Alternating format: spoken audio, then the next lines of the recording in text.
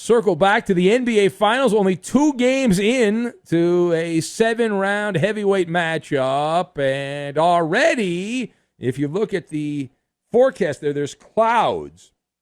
And the clouds are filled with toxic controversy that have been hovering over the NBA officials. Now, Draymond Green, the story from the previous game, Draymond Green was allowed to commit multiple technical fouls. Now, normally you get kicked out with 2.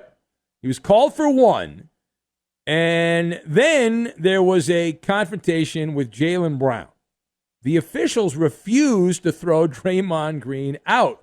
And there was that little kerfluffle, not a big deal, but enough that you say, most likely if Draymond had not had a technical foul already, that would have been a technical foul for Draymond Green in that point, at that point in the game. But the story here is that Steve Javie, a longtime NBA official who's now commenting on the officials on television, admitted that, and I'm paraphrasing a bit, but this is standard operating procedure, that this is how the NBA does business. Now, this is not shocking for those of us that have talked about the NBA and watched it. We all kind of know that's what goes on.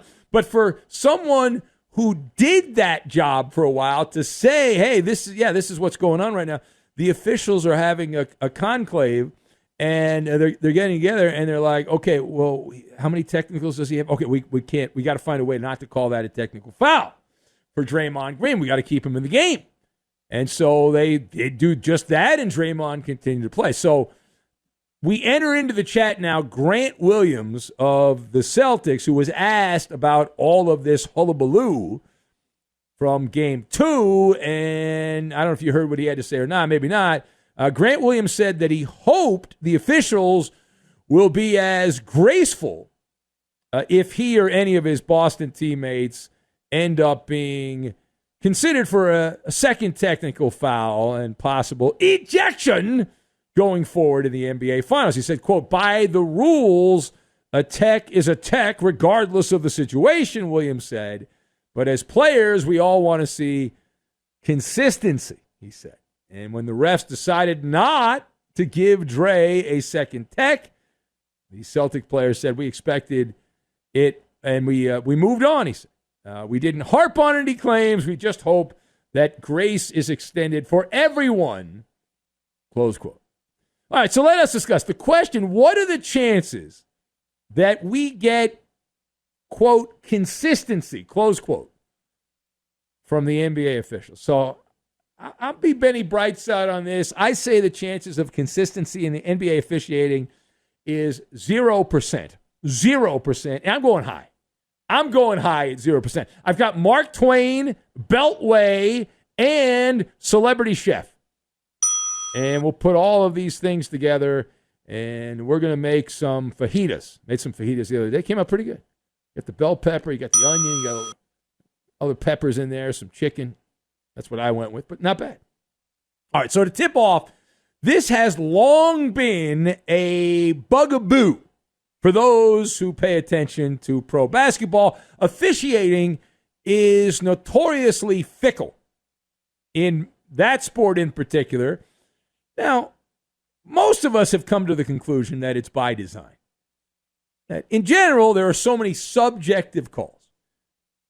You never know. It's like you look up at the sky on a clear day, so the sky is blue. But if it was an NBA referee, they would say, well, is it blue or is it turning purple? You don't really know.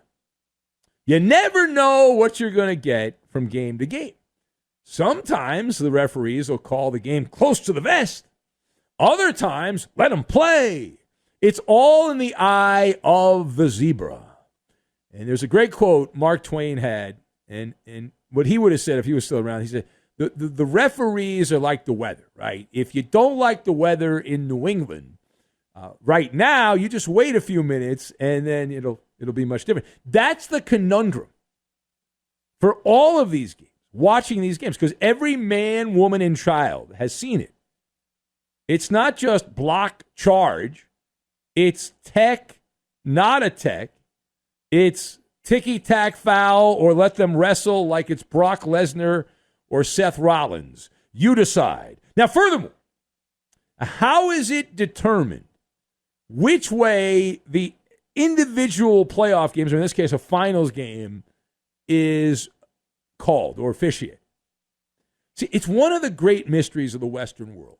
After a minute-long MALLER investigation, I'm going to put my tinfoil hat on here. Now, I believe, based on about a minute investigation, it is similar to how they handle things inside the Beltway. Now, I don't care whether you're part of Team Blue or Team Red. Right? They both use the same basic playbook here. The Talking Points Memo. Talking Points Memo. The NBA has something similar. They have points of emphasis for each game. And so, in many ways, this becomes a self-fulfilling prophecy. For example, say that the NBA needs to extend a series and Chris Paul is the point guard. If you want to rattle Chris Paul, what do? Well, you assign Scott Foster to be the referee. Now, that doesn't guarantee that Chris Paul's going to lose, but it does put your thumb on the scale. Certain officials are used to get desired outcomes. Now, am I going Looney Tunes here, or am I onto something? Again, this doesn't guarantee that the outcome's going to go the way that you'd like, but as we saw in Game 2, a couple of key players of the Celtics get 2 fouls early, 2 star players in the Celtics. That sways the way the rest of the game is going to be played. Now, parting shot. Much of this is about Draymond Green, so let's go into the head of Draymond Green. If you were in Draymond Green's position, and you know the Celtics are chirping about you, so you're in Draymond Green's situation, what would you do in Game 3? So my advice here is to go full celebrity chef. I'm going old school, Emeril Lagasse. Bam! Let's kick it up a notch, right? Because the Celtics, you know they're thinking about Draymond Green. So if I'm on the Golden State side, I'm like, okay, these guys are already antagonized by your antics. So you got to go low-level Batman villain now and get a technical foul in the first 3 minutes of Game 3 of the finals, get a technical foul, and then bait the officials. And while you're doing that, you're going to end up triggering the Celtic bench. It'll be great theater, but you are the chief agitator, and you have to, as the chief agitator, you have to instigate.